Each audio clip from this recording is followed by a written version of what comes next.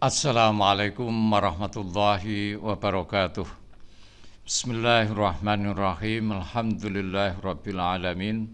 Wassalatu wassalamu ala asyrafil anbiya al mursalin sayyidina maulana Muhammad wa ala alihi wa ashabi ajmain, amma ba'du. Selamat bertemu kembali dengan saya Muhammad Ajib di channel Kampung Ilmu. Channelnya orang-orang yang tetap istiqomah mencari ilmu. Pada kesempatan ini saya akan meneruskan pelajaran ilmu nahwu dasar yang ke-16. Pelajaran ilmu nahwu dasar yang ke-16 ini akan membahas malah al-jumlatul mufidah awil kalam, bahas jumlah mufidah atau kalam. Jumlah artinya adalah susunan kalimat. Susunan itu berarti lebih dari satu. Contoh ihdinas siratal mustaqim. Ini sebuah contoh susunan kalimat. Satu, ihdina as-sirata al-mustaqim. Ini ihdi fi'il amar, na dhamir, as-sirata isim, al-mustaqim isim. Nah, inilah gambaran susunan kalimat. Jumlah ialah susunan kalimat. Setelah kita mengenal kalimat, jadi kita akan sudah mempelajari kalimat isim itu apa, kalimat fi'il itu apa, kalimat huruf itu apa. Kemudian kalimat isim itu ditinjau dari segi jenisnya, ada mudzakkar, ada muannas, ditinjau dari bilangannya, ada mufrad, tasniyah, jamak, dan lain sebagainya. Setelah kita mengenal kalimat, baik itu isim, fi'il, huruf, saatnya sekarang kita mengenal jumlah atau kalam. Jadi sengaja saya dulukan bab kalimat daripada bab kalam atau bab jumlah, karena jumlah atau kalam itu akan dapat kita mengerti kalau kita sudah mengerti tentang kalimat. Jadi mengerti kalimat dulu, baru kemudian kita akan mengerti apa itu kalam atau jumlah. Jumlah ialah susunan beberapa kalimat. Jumlah ialah susunan beberapa kalimat, berarti lebih dari satu. Kan kalimat kita sudah tahu ada fi'il, ada isim, ada huruf.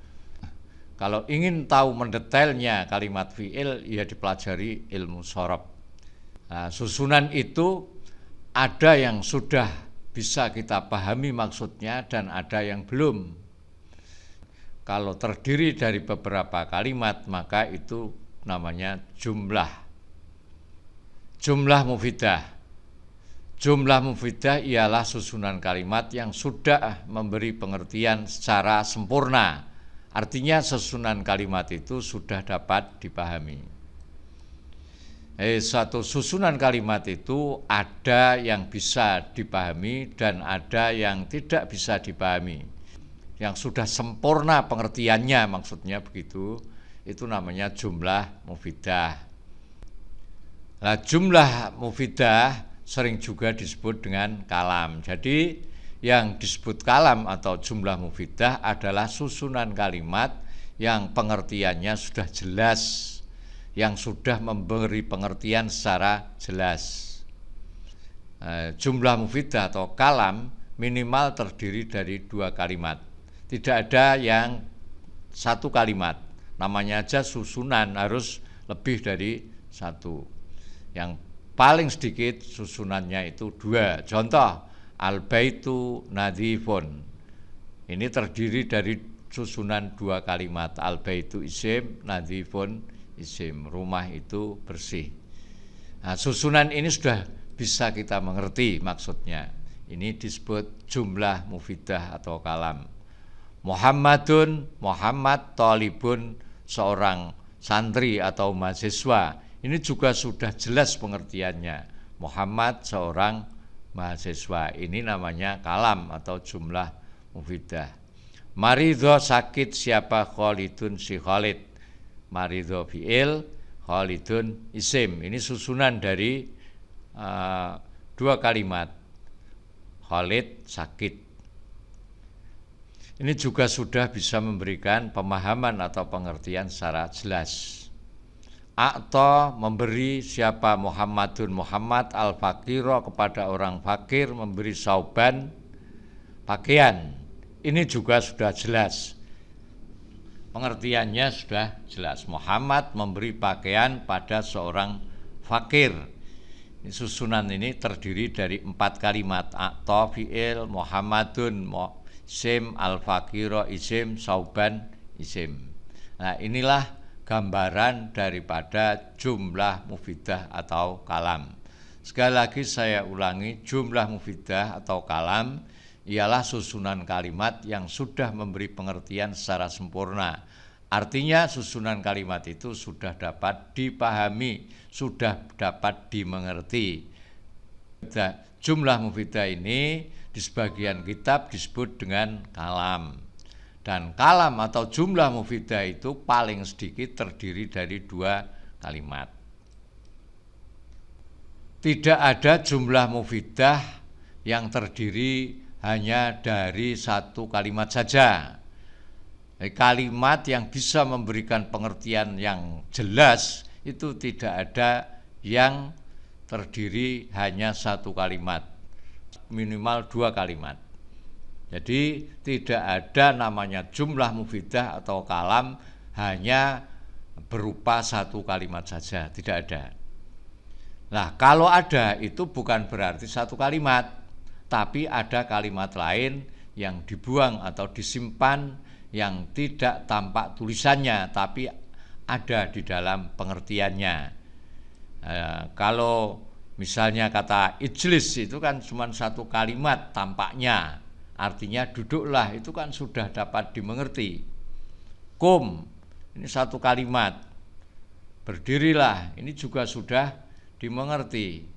Nah, ini apa bukan jumlah mufidah atau kalam? Oh, ini ijlis, kum, iftah, uktub, ini semuanya sudah kalam atau sudah jumlah mufidah. Lah kok 1 tok? Oh, ini kelihatannya 1, tapi sebetulnya di dalam lafal ijlis ini menyimpan pengertian lafal anta. Kum, berdirilah, ini menyimpan kata anta. Iftah juga sama. Jadi untuk fi'il amar, fi'il nahi itu menyimpan dhamir. Berarti menjadi 2 kalimat, bukan 1 kalimat. Karena 2 kalimat maka sudah dapat disebut sebagai jumlah mufidah. Macam-macam jumlah. Macam-macam jumlah. 1 jumlah ismiyah. Jadi jumlah itu ada 2, 1 jumlah ismiyah dan jumlah yang kedua ini jumlah fi'liyah. Jumlah ismiyah ialah jumlah atau susunan kalimat yang diawali dengan kalimat isim. Contoh misalnya Allah Rahimun, Allahu Allah Rahimun itu Maha Pengasih. Ini kan isim, ini isim.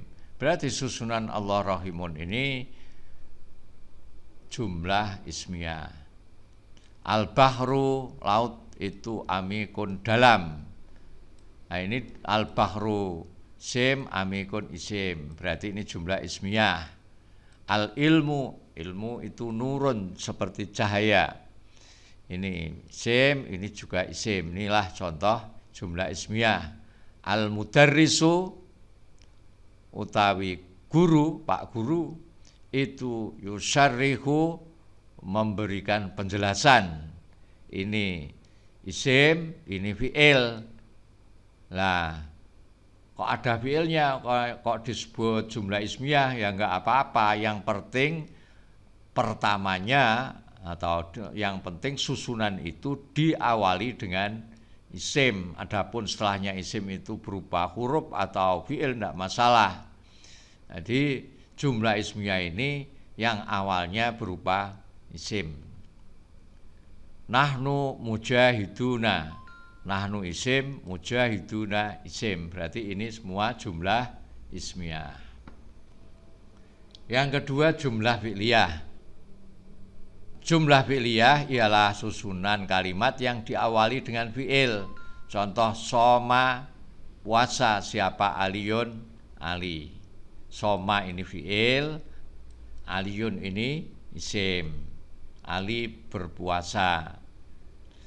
Berarti susunan ini diawali fi'il, maka disebut jumlah fi'liyah.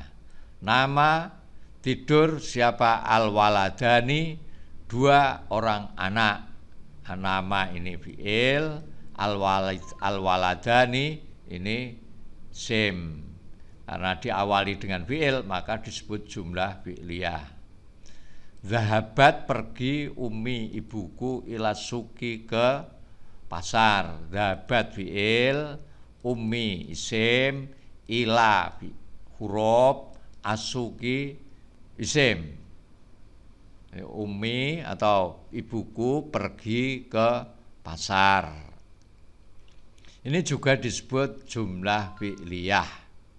Kenapa? Karena diawali oleh fi'il. Dhaba, dhaba, dhabu, dhabat. Nah, lebih jelasnya masalah fi'il itu sudah kami ulas di dalam ilmu shorof. Jadi kalau kamu kepingin mengerti tentang seluk-beluk fi'il, ya harus dipelajari ilmu shorof sampai tuntas. Kemudian idhab, pergilah kamu. Ini juga termasuk jumlah fi'liyah.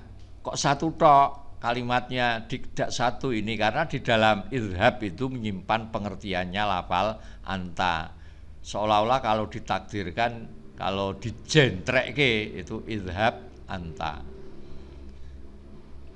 Aktubu, ad-darsa, aktubu saya menulis, ad-darsa pelajaran. Aktubu ini fi'il, ad-darsa isim. Jadi ini juga jumlah fi'liyah. Perhatian, jika ada kalimat huruf mengawali sebuah jumlah, maka jangan hiraukan huruf tersebut. Artinya, untuk menentukan apakah jumlah tersebut jumlah ismiyah atau jumlah fi'liyah, kamu harus melihat kalimat yang jatuh atau yang berada setelahnya huruf tersebut. Misalnya fil baiti rajulun. Nah, ini contoh kan diawali dengan huruf. Nah, kalau diawali dengan huruf apakah jumlah harfiah? Tidak. Jumlah hanya ada 2, yaitu jumlah ismiyah dan jumlah fi'liyah. Jumlah ismiyah yang diawali isim, jumlah fi'liyah yang diawali fi'il. Fil baiti rajulun, artinya di dalam fil baiti, di dalam rumah, rajulun ada seorang laki-laki. Nah, kalimat huruf fi mengawali jumlah. Ini susunan diawali oleh huruf fi. Maka yang harus Anda perhatikan, yang harus kamu perhatikan, kalimat setelahnya. Nah, setelahnya huruf itu apa? Setelahnya huruf al-bait, setelahnya huruf fi, al-bait. Al-bait itu termasuk isim. Sehingga jumlah di atas adalah susunan jumlah ismiyah tentunya. Karena ini huruf tidak dihitung, yang dihitung itu adalah setelahnya. Setelahnya ini berupa isim, berarti ini jumlah ismiyah. Begitu pula pada contoh berikut. Qad qomat as-sholatu. Qad sungguh-sungguh qomat telah didirikan as-sholatu sholat. Qad ini termasuk huruf, qomat termasuk fi'il, as-sholatu termasuk isim. Jadi ini qad kan huruf, karena huruf maka yang dihitung adalah setelahnya huruf. Setelahnya huruf adalah fi'il, maka qad qomatis sholah ini termasuk jumlah fi'liyah.